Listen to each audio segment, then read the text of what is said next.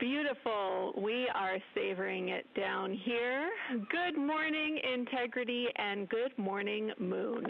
Our room is buzzing with moon joy today, and I imagine yours is too. We are ready to go. We are looking forward to working with and for the science team, and we are just excited to be so close to finally accomplishing what we've been training for so many years. And also, we want to say thank you for that really special message from Jim Lovell. We have a pretty neat emblem up here. We have a patch that was flown on the Apollo 8 mission. And that patch is here on the Artemis II mission as well. And that was sent to us by the Lovell family, by Jim Lovell's son. And so that was a really special way to start the day. And he said to welcome us to the neighborhood, and it's great to be in this neighborhood, and we look forward to sharing this neighborhood with you all. We can't wait. We see the patch, and it's looking beautiful. Thank you. When this showed up in our office from his family, we were completely honored, and the Earthrise, which this crew is responsible for taking that photo, has been instrumental both to our crew as our ethos and values, but also just personally to myself. I had the photo up in my room as a kid, and it was part of what inspired me to keep working hard to achieve things I dreamed about. Also, we took a deep dive into the cockpit recordings around the time that picture was taken, and it turns out there was a lot of hubbub, kind of I wouldn't say fighting over cameras, but definitely everyone wanted to capture the shot, so we're happy to carry on that legacy because we often are all glued to windows and looking for cameras too. And I'll just close. I know it looks like a piece of paper in the camera there, but that is actually the original Apollo 8 patch printed on silk that they had done before they launched, and they flew that with them on their journey around the moon, and then the family handed it over to us, as I said, and it's just a real honor to have that on board with us. Let's go have a great day. Right now, the Artemis II crew and Mission Control are preparing to support today's lunar flyby, the first time we've sent humans around the moon in over 50 years. Integrity, you can use the OEs and your HHP camera for the milestone words at the Apollo 13 record distance. You'll notice that we pause every time we hear communications to and from the crew. They are the stars for today. This afternoon, the crew will have their closest approach of the moon and will surpass the record. That record just mentioned of the furthest humans have ever flown, set by the Apollo 13 astronauts in 1970. As you can see, the crew members have dimmed the cabin lights inside Orion. Dimming the lights also helps prevent reflections from inside Orion onto the windows.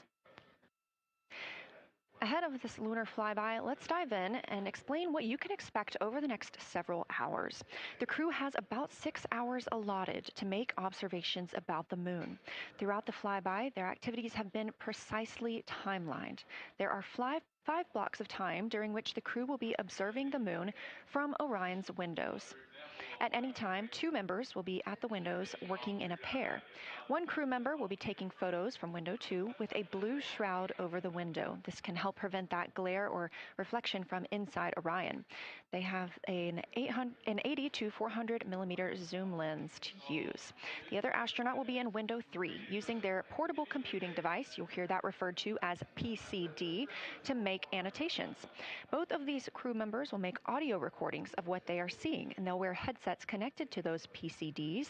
Those audio recordings will be sent to the science team at a later date. We will not hear them live. The 2 crew members at the windows will swap roles and positions halfway through their timelined block. The other 2 crew members who won't be at the windows at that time will be serving in the background as support. One will be conducting the science sit reps, or situation reports. This is what we will hear live from the crew. They'll be calling down a few times each hour to discuss what they are observing.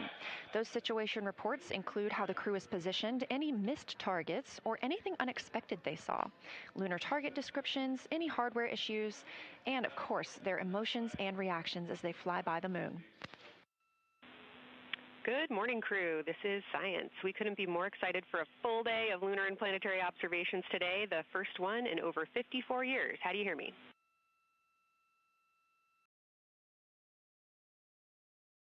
We hear you loud and clear, and Kelsey, you just got to know you're pulling us away from the moon right now, so let's go. Message received. I will keep it tight here. I did just want to start with a thank you on behalf of the Lunar Science team and the entire lunar and planetary science community, of which you are absolutely a part, for what you've already done in this mission and what you're going to do today to inspire the next generation of scientists. I have to say moon joy is the new term that's already become our team's new motto, so thanks for that. A reminder also that your observations so far indicate it will likely take some time for your eyes to adjust. We especially heard that around your terminator observations and your color observations. So reminder to know that your eye adaptation is going to kind of come in throughout your shift, and let us know when you start to see that nuance. Last reminder is around Earthset and Earthrise. When you're viewing us back here at home, you'll be looking directly at Asia, Africa, and Oceania. So I'm sure people watching from those places here on Earth will want to give you all a wave as you take their picture. And we're live in Artemis Mission Control in Houston, but we are not the only room monitoring today's flyby. As you heard Young mention, in this same building and just down the hall, a multidisciplinary lunar science team supports the Artemis II crew in real time, including experts in lunar geology, impact cratering, volcanism, polar science, imaging, and visualization. There are two integrated facilities, and the first is the SIR, which is what you have right here. That's the Science Evaluation Room. They are embedded within Mission Control to provide science input during live operations like what we see today. Additionally, and not pictured, we have the Science Mission Operations Room, a back room that processes data, evaluates imagery, and supports rapid analysis. Integrity crew, we have Reed's family in the viewing gallery. You're welcome to say hello.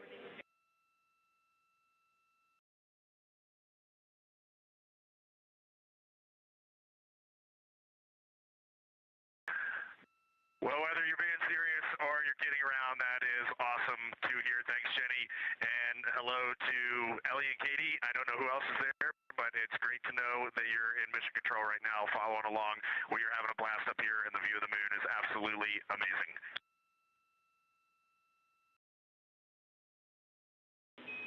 I'm seeing a lot of hearts come out of the viewing gallery and even more smiles. Thanks, Reed.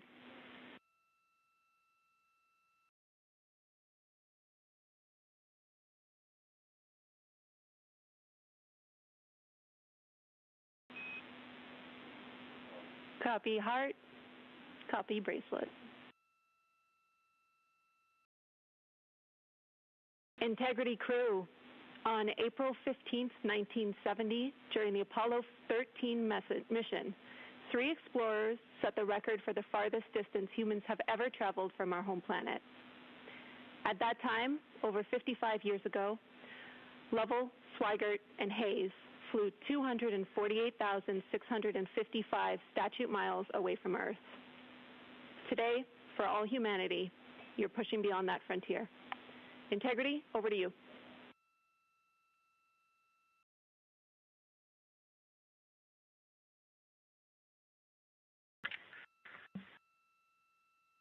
Yeah, from the cabin of Integrity here, as we surpass the furthest distance humans have ever traveled from planet Earth, we do so in honoring the extraordinary efforts and feats of our predecessors in human space exploration. We will continue our journey even further into space before Mother Earth succeeds in pulling us back to everything that we hold dear. But we, most importantly, choose this moment to challenge this generation and the next to make sure this record is not long-lived. And we have a couple more things we'd like to take this moment for. Our science team helped us out with a couple of relatively fresh craters on the moon that have not been previously named, and our crew would like to propose a couple of potential names for those items or those areas. And we spent a bit of time this morning looking out the window, and we're able to see them now both with our naked eye and through the long lens, and so we feel this is a good time to send this down, and a special shout out to Kelsey for helping us with this. The first one we'd like to suggest is a named crater in honor of our great spacecraft, Integrity. And so if you were to look at Orion on the far side and then draw a line straight up to Ohm on the far side, relatively in the middle is an unnamed crater, and we would like to suggest it be called Integrity in the future. And the second one, and especially meaningful for this crew, is a number of years ago we started this journey in our close-knit astronaut family, and we lost a loved one. And there's a feature in a really neat place on the moon, and it is on the near side, far side boundary. In fact, it's just on the near side of that boundary, and so at certain times of the moon's transit around Earth, we will be able to see this from Earth. And so we lost a loved one. Her name was Carol, the spouse of Reed, the mother of Katie and Ellie. And if you want to find this one, you look at Glushko, and it's just to the northwest of that, at the same latitude as Ohm, and it's a bright spot on the moon. And we would like to call it Carol, and you spell that Carroll.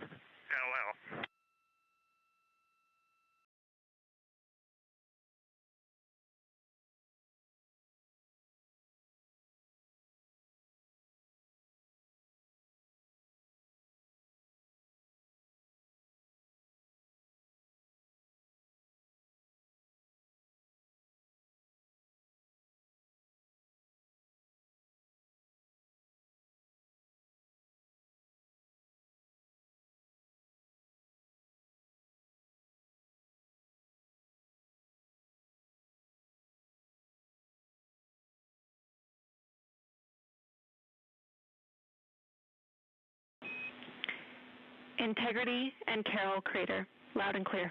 Thank you.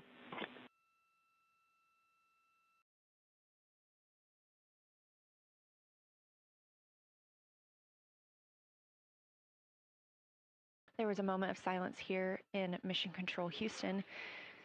And now the team and the Artemis II crew are ready to begin their lunar flyby.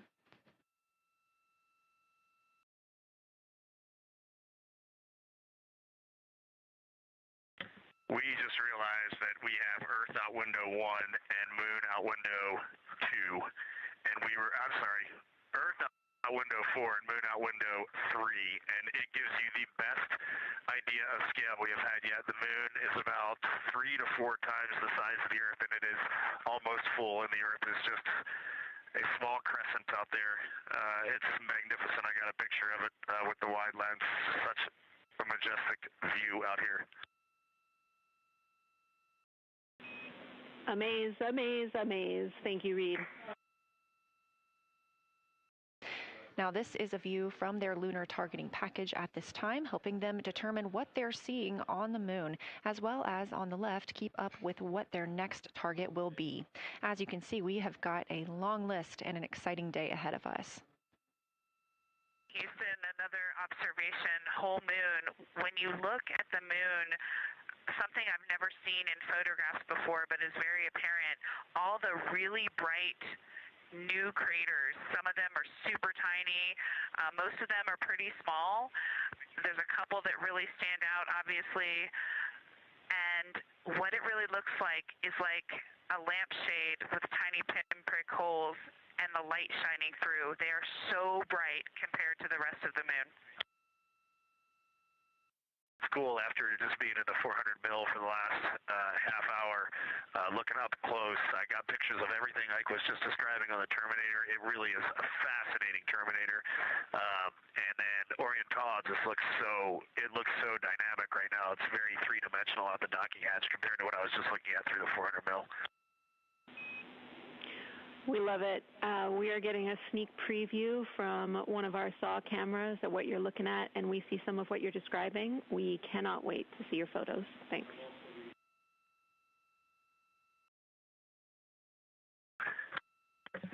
Yeah, Jenny, I wish you had some longer lenses on those solar arrays so you could see the whole moon, but man, it is, or the up-close moon, not the whole moon, but it is just fascinating here. It's so cool. All All right, MPO and Inco, take notes. We want a zoom lens on those saws next time. Thanks, Reed.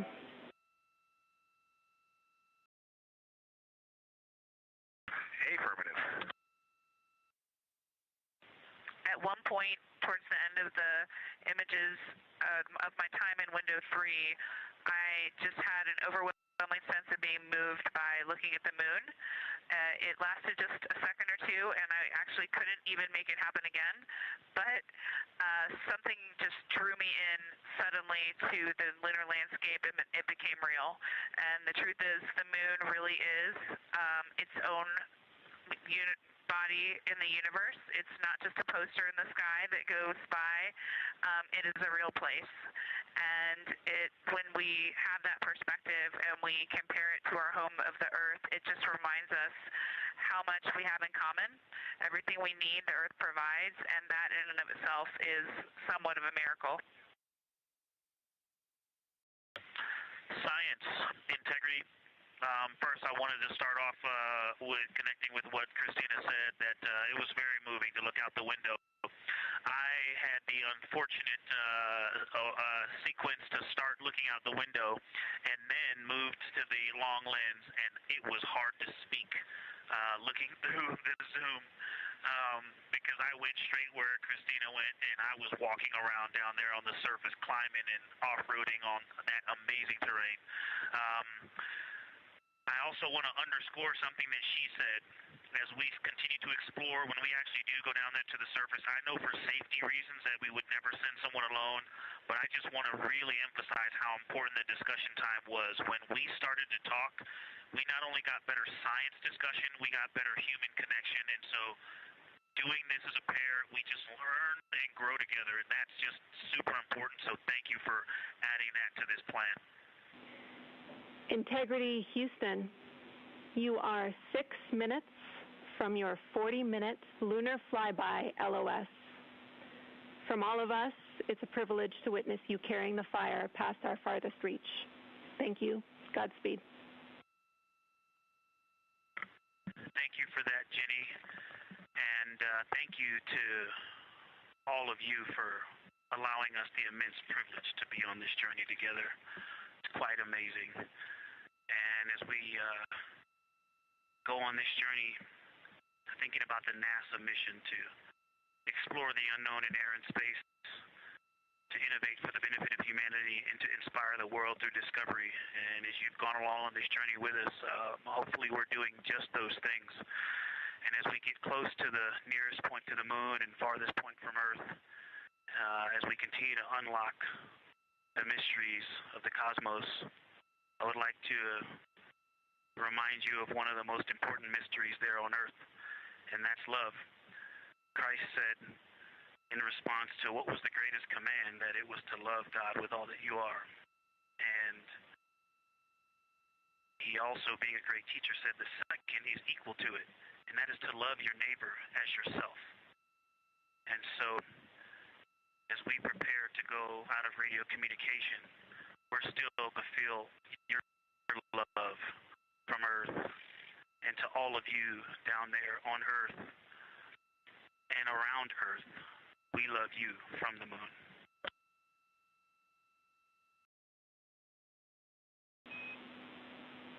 Houston copies. We'll see you on the other side. We are now less than 3 minutes away from loss of signal with the Orion astronauts. The Artemis II crew will be out of signal for about 40 minutes as they are on the other side of the moon, continuing their work photographing the lunar surface, and they will reemerge, and we will also get this view on the other side. 30 seconds now until we expect loss of signal.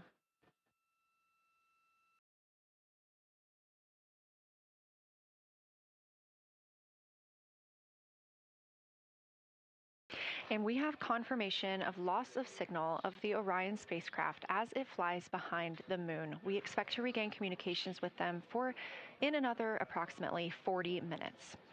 This was expected as their spacecraft is now out of direct line of sight with Earth and behind the moon.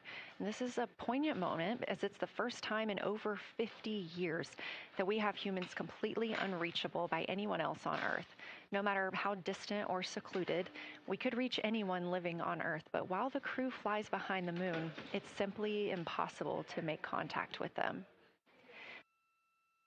And we just heard confirmation here in Mission Control Houston that we have reached the closest point of our destination to the moon at MET 5 days, 25 minutes, and 34 seconds.